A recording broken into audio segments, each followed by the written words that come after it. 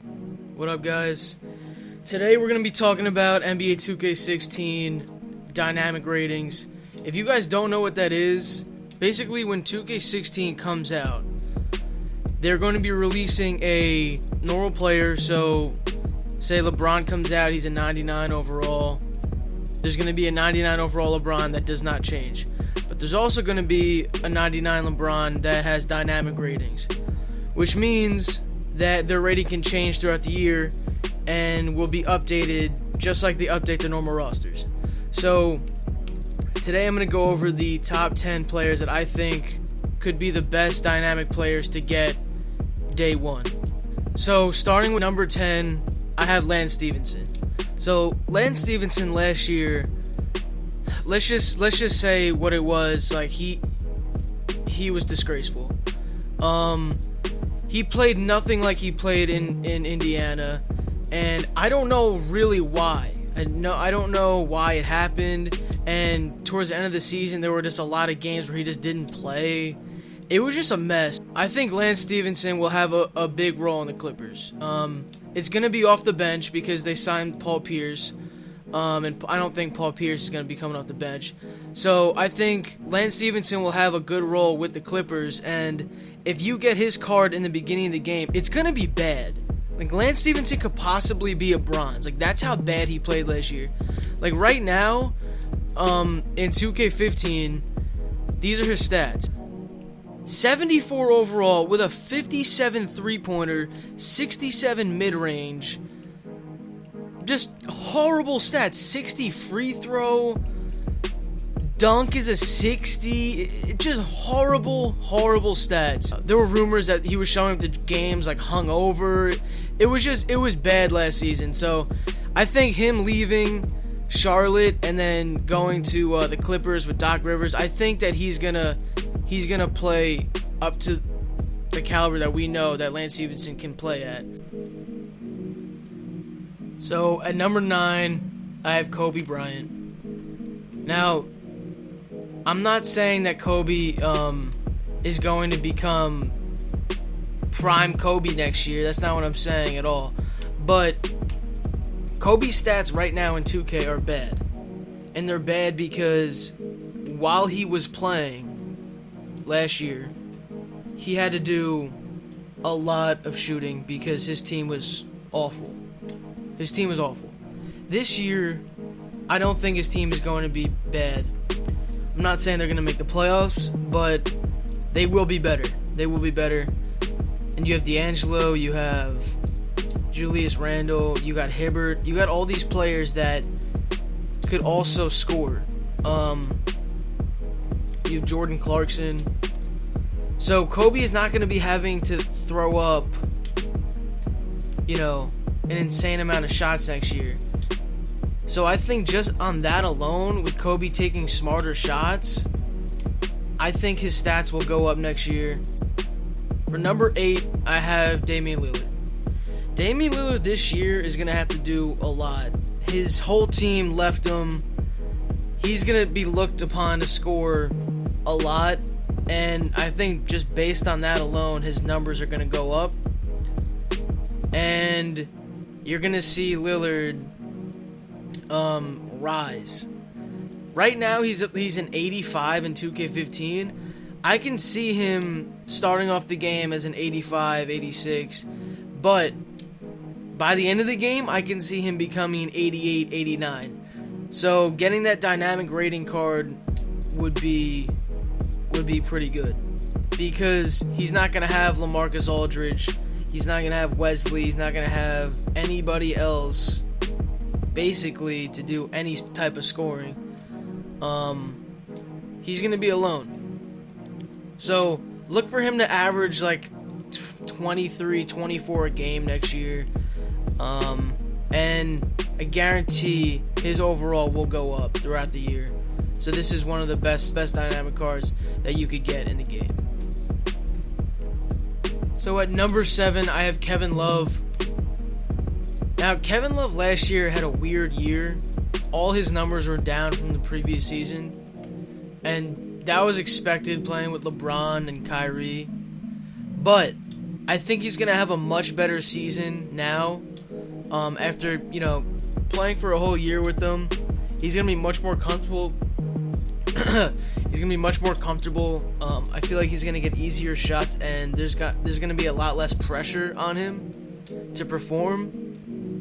So I think that in the beginning of the year, he's not going to have an amazing card, but down the line, I can see his card getting to be pretty good. Not as great as his Timberwolves days, but close to it.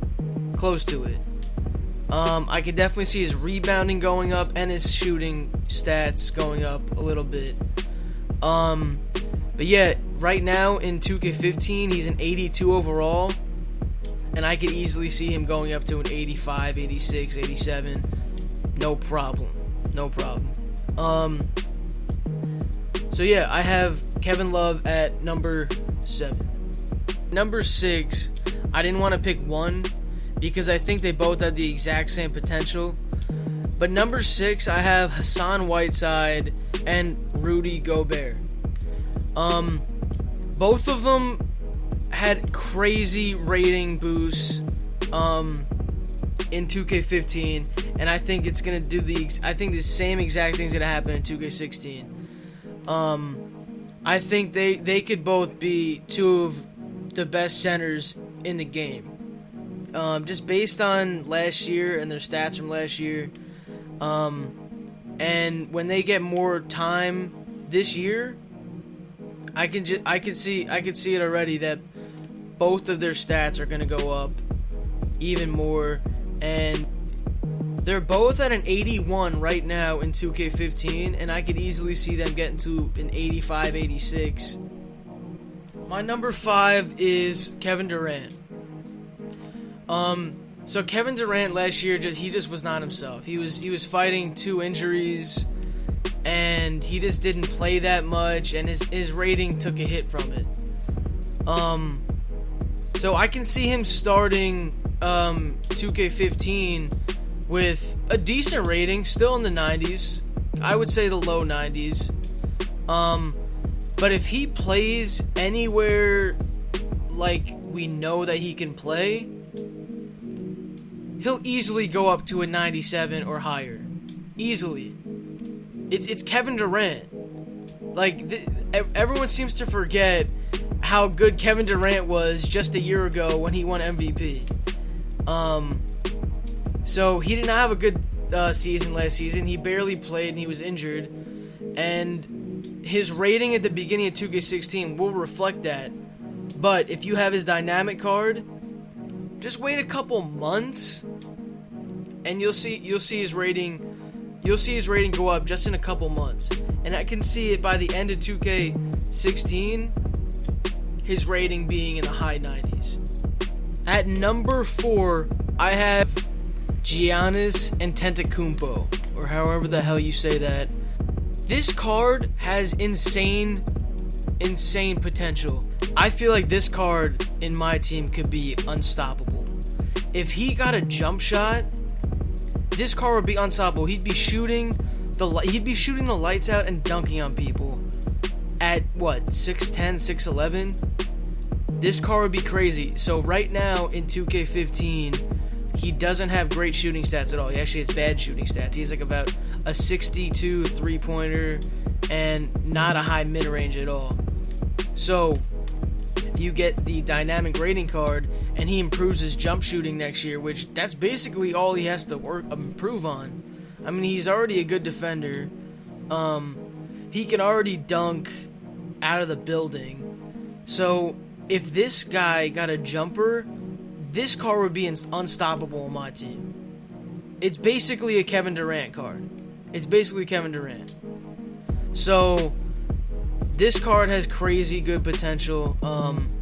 And I think that he will improve his jumper. I'm not saying he's gonna be shooting like KD, but I'm saying his jumper will definitely improve over this year.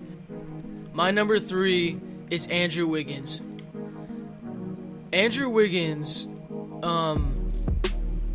is only going to get better, man. He's only going to improve.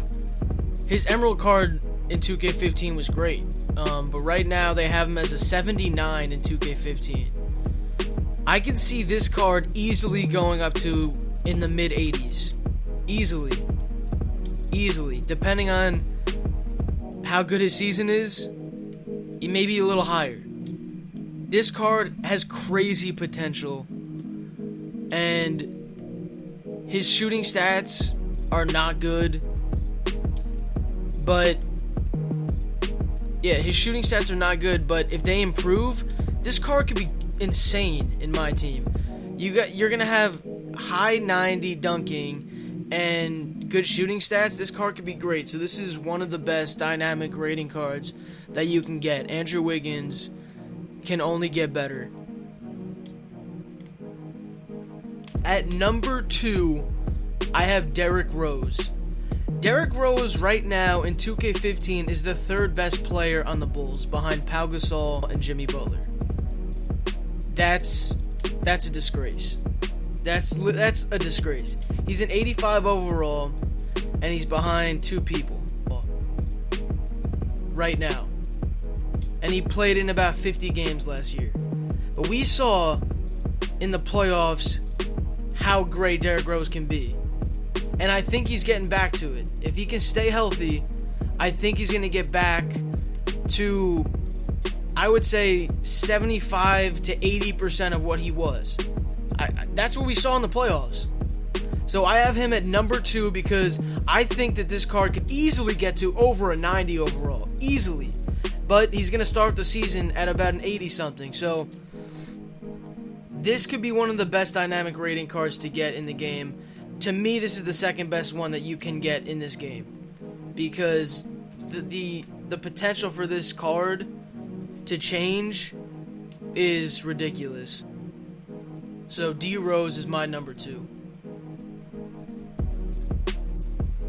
The number 1 dynamic rating card that I think would have the most value is Anthony Davis. Now, I know you guys are wondering, but he's like a 94 overall right now. Like, what are you talking about? How much better can he be?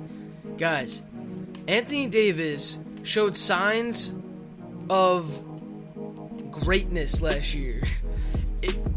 If he was on a good team, he would have easily been a real contender for MVP, like a legitimate contender for MVP, easily.